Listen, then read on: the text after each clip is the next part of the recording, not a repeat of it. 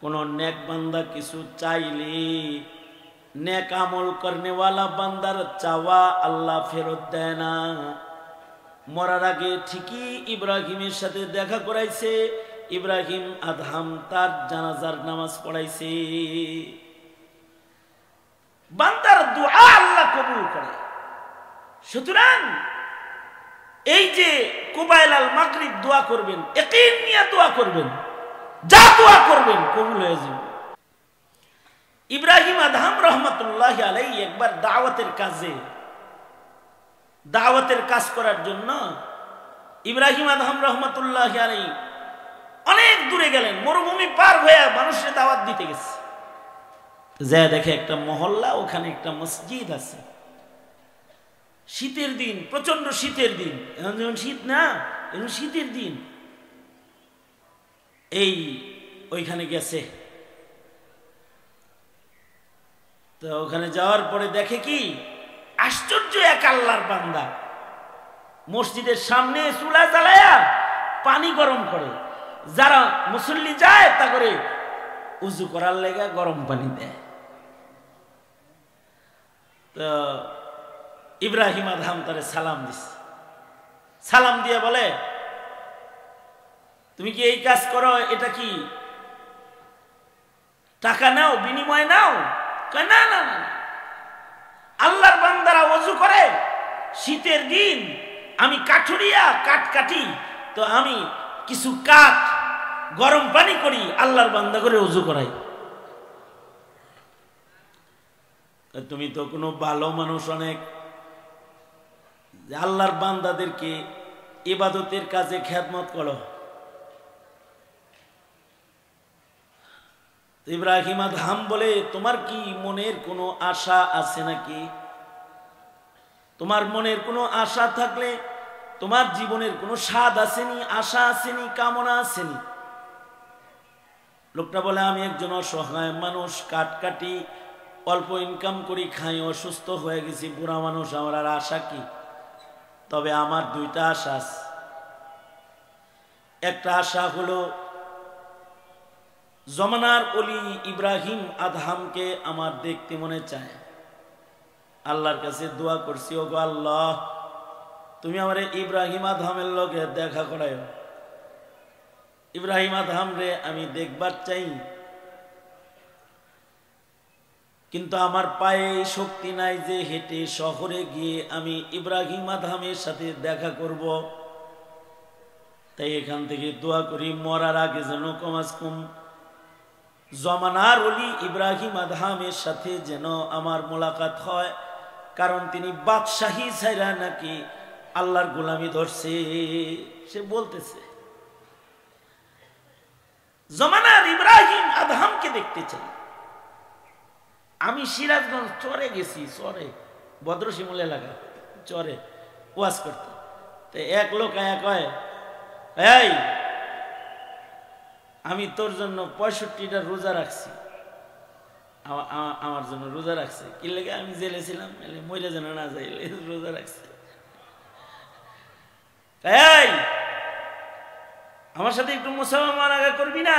বুড়া, আমি অসুস্থ মানুষ, আমি 25-30 বছরের ভেতরেও ওই সিরাজগঞ্জ শহরে যাইতে পারিনি, কারণ এই 5 মাইল জায়গা হাইটা কোনোভাবে যাওয়ার ক্ষমতা আমার নাই। তা আমি কোন সময় মরে যাই বলা যায় না। আমি দোয়া করতাম যে এলাকার লোকরা যদি তোরে দাওয়াত দিত তাহলে তোরে দেখতাম, যাই কাইস আয়, আমার একটু সুযোগ দেস না। তা আমি ওনারে জড়াই ধরে বললাম, মহানাকা করছি। আমার মতো মৌলবীরই যদি দেখার শখ কারণ থাকে, তাহলে ইব্রাহিমরে দেখার শখ থাকাটা অস্বাভাবিক কিছু না। সে দোয়া করে কি যে আমার জন্য ইব্রাহিম আদহামের সাথে দেখা হয়। মাশাআল্লাহ, ভালো দোয়া, তোমার দোয়া। আর কি দোয়া? দেখা হওয়ার সাথে সাথে যেন আমার মৃত্যু হয়, কারণ ইব্রাহিমের সামনে আমার মরণ হলে ইব্রাহিম আমার জানাজা পড়াবে। ইব্রাহিম আদহাম লোকটাকে বললেন, আমি ইব্রাহিম। তুমি ইব্রাহিম? হ্যাঁ আমি ইব্রাহিম। বিন আদহাম বুড়া লাফায়া উঠা ইব্রাহিম আদহামকে জড়ায় ধরছে। ইব্রাহিম আদহামকে চুমু খাইতেছে, পাশে বসছে। এক পর্যায়ে ইব্রাহিমের কোলে শুইছে। শুয়া হাসতে হাসতে পড়তেছে আশহাদু আল্লা ইলাহা ইল্লাল্লাহ ওয়া আশহাদু আন্না মুহাম্মাদান আবদুহু ওয়া রাসূলুহু। একদিক দিয়ে কালেমা পড়ছে লা ইলাহা ইল্লাল্লাহ মুহাম্মাদুর রাসূলুল্লাহ, আর একদিক দিয়ে রূহ বের হয়ে গেছে। ইব্রাহিম আদহাম রহমতুল্লাহি আলাইহি ওনার জানাজা পড়াইছে। কোন নেক বান্দা কিছু চাইলে নেক আমল করনেওয়ালা বান্দার চাওয়া আল্লাহ ফেরত দেয় না। মরার আগে ঠিকই ইব্রাহিমের সাথে দেখা করাইছে। ইব্রাহিম আদহাম তার জানাজার নামাজ পড়াইছে। বান্দার দোয়া আল্লাহ কবুল করে। সুতরাং এই যে কুবাইল আল মাগরিব দোয়া করবেন, ইয়াকিন নিয়ে দোয়া করবেন, যা দোয়া করবেন কবুল হয়ে যাবে। দেখেন না, এই বান্দা যা দোয়া করতেছে এটা কবুল হইতেছে। বুখারী শরীফে আছে, বুখারী শরীফে আছে, এক লোকের কাছ থেকে টাকা ধার আনছে, তারিখ দিছে, ওই অমুক তারিখে টাকা ফেরত দিব। গাঙ্গের এই পার হের বাড়ি, ওই পার হের বাড়ি, বিশাল বড় নদী। তারিখ মতো টাকা ফেরত দিতে নদীর ঘাটে গেছে, কিন্তু নৌকা ছাইরা দিছে। এখন এই লোক চিন্তা করতেছে, আমি আজকে টাকা ফেরত দেওয়ার কথা নাও যে ধরতে পারলাম না, আমার ভাই তো ওই পাড়া এসে টাকার লেগে অপেক্ষা করব, মুসলমান তো ওয়াদা খেলাফ করে না, যাই, দিতে তো পারলামই না, চেষ্টা তো করি। তো একটা কাঠের খণ্ড 2 টুকরা করে 1000 টাকা স্বর্ণ মুদ্রা, এটা কাঠের ভেতরে আটকায়া এটারে সুন্দর করে বাইন্দা পানিতে ফেলে দিয়া দোয়া করে, আল্লাহ আমার ভাই আইব, টাকার লেগে আসে, খালি হাতে গেলে তার কষ্ট হইব, আমার ওয়াদা খেলাফ হইব, আয় আল্লাহ টাকাটা ভাইয়ের হাতে পৌঁছায় দিও। বুখারী শরীফে আছে যে এই লোক পানিতে কাঠের টুকরা বাসায় দিছে, আর একটা চিঠি লিখছে, ভাই নৌকা নাই, আইতে পারলাম না, পাঠাই দিলাম, কিছু মনে করেন না। হাদিস শরীফে আছে ওই লোক ঠিকই টাকা নেওয়ার জন্য নদীর ওই পারে এসে দাঁড়ায় রয়েছে, যে আমার ভাই ওয়াদা দিছে আসবে, কিন্তু দেখে লঞ্চে থেকে কত লোক নামে, হেই ভাই আর নামে না, নিরাশ হয়ে ফেরত যাইতেছে। দেখে একটা কাঠের খণ্ড পড়া, যাই খালি হাতে যাবো, এই কাঠের টুকরাটা লয়ে যাই, কমাস কম বিবির রান্না বাড়ার কাম হইব। এইটারে কান্দে করে বাজ যাইতেছে, যে বড়ে কয়, হে আয় তো নাই ভাই, কিন্তু হয়তো কোনো সমস্যা আছে, খালি আহি নাই, নদীর ঘাট থেকে ভাসমান একটা কাষ্ঠখণ্ড লয়ে আইছি, নাও তোমার রান্না বাড়ায় কামে লাগবে।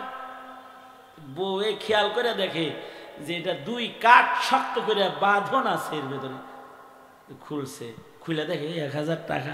এই এটার ভিতরে টাকা তো, শুধু টাকা নাই, একটা চিঠিও আছে। চিঠিটা মনে হয় তোমার ওই ভাইয়ের চিঠি, দেখো।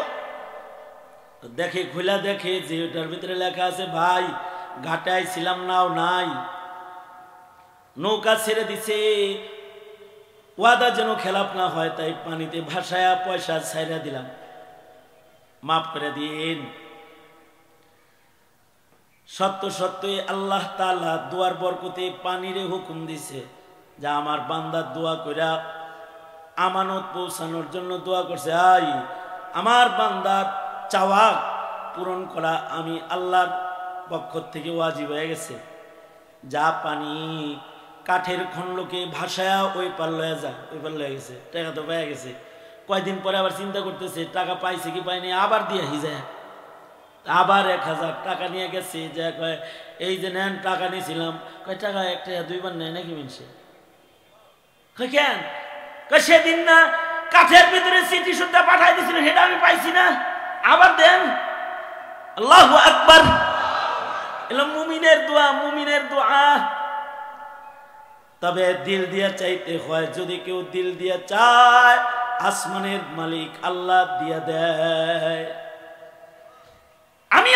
কাছে একটা দোয়া চাইব, সেটা হলো দোয়া করুন ফিলিস্তিনিদের জন্য। এই সময়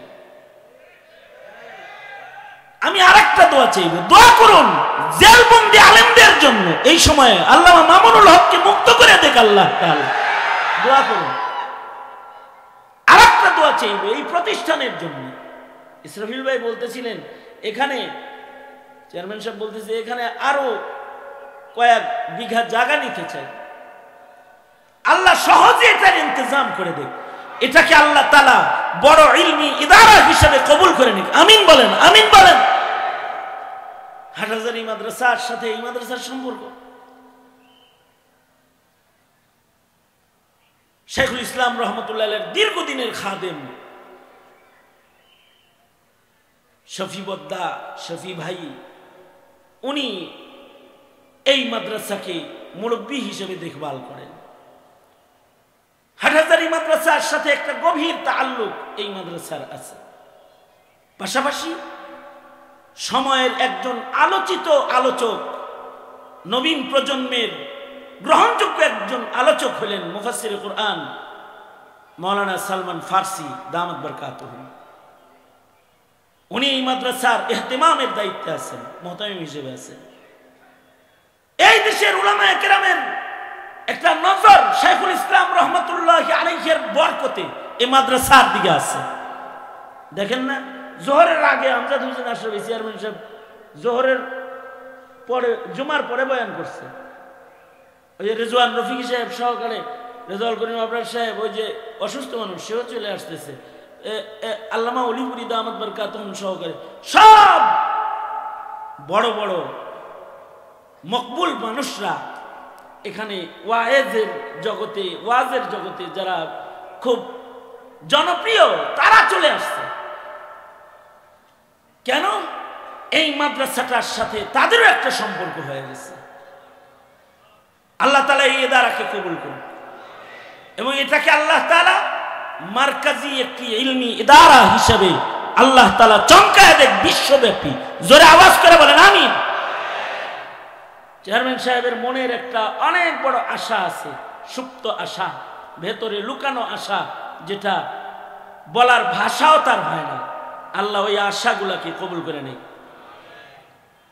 কারণ এই জামিয়ার এক কোণে জীবনের শেষ ঠিকানা বানানোর ইরাদাতে এদের আশা অনেক বড়। আল্লাহ তাআলা কবুল করেন, ওনার আব্বাকে কবুল করেন, এই পরিবারকে কবুল করেন, যারাই প্রতিষ্ঠানের সাথে জড়িয়ে আছে সবাইকে আল্লাহ কবুল করেন। দোয়া, মুখতাসার দোয়া, আল্লাহুম্মা আনতাস সালাম ওয়া মিনকাস সালাম ইলাইকা ইয়ারজিউস সালাম তাবারাকতা রব্বানা ওয়া তাআলাইতা ইয়া জাল জালালি ওয়াল ইকরাম। শুক্রবার জুমার বার মাগরিবের পূর্বে দোয়া কবুল হয় আল্লাহ চাইলে নাকি তুমি দাও, কোনো পর্দা নাই, তাই আমরা হাত পাচ্ছি। আল্লাহ আমাদের গুনাহ মাফ করে দাও আল্লাহ। ফিলিস্তিনের মুসলমানদের মুক্তি দিয়ে দাও আল্লাহ, আকসাকে আজাদ করে দাও আল্লাহ রব্বুল আলামিন। উলামায়ে কেরাম যারা জেলখানায় আছে মুক্ত করে দাও, মামলা মোকদ্দমায় যারা জড়িত রেহাই দিয়ে দাও। এই স্বাধীন সার্বভৌম দেশের স্বাধীনতাকে রক্ষা করো আল্লাহ। যারা এই দেশে ইসলাম নিয়ে চক্রান্ত করে, ইসলামের বিরুদ্ধে আইন করতে চায়, যারা ইসলামের উপরে আঘাত আনতে চায়, আল্লাহ এদের বিচার তোমার কুদরতের হাতে নিয়ে নাও আল্লাহ। আল্লাহ দুশ্মন থেকে মুসলিম জাতি মিল্লাতকে তুমি হেফাজত করো। আয় রব্বুল আলামিন এই মাদ্রাসা জামিয়া একটা মার্কাজ হিসেবে কবুল মঞ্জুর করে নাও আল্লাহ। আমাদের সবাইকে দ্বীনের খাদেম বানায় দাও। মাদ্রাসার মুহতামিম আলোচিত আলোচক সালমান ফারসিকে কবুল করে নাও। ইয়া আল্লাহ যত উলামা হযরত এসেছেন তাদেরকে বারাকা দাও। আমাদের সকলকে দ্বীনের জন্য তুমি কবুল করে নাও। ইয়া আল্লাহ যত চাওয়া আছে সব নেক চাওয়াগুলো কবুল করে নাও। ইয়া আল্লাহ খায়রের দ্বার খুলে দাও, শার থেকে আমাদেরকে বাঁচাও। সুবহানা রাব্বিকা রাব্বিল ইজ্জতি আম্মা ইয়াসিফুনা ওয়া সালামুন আলাল মুরসালিন ওয়ালহামদুলিল্লাহি রাব্বিল আলামিন। আসসালামু আলাইকুম ওয়া রাহমাতুল্লাহ।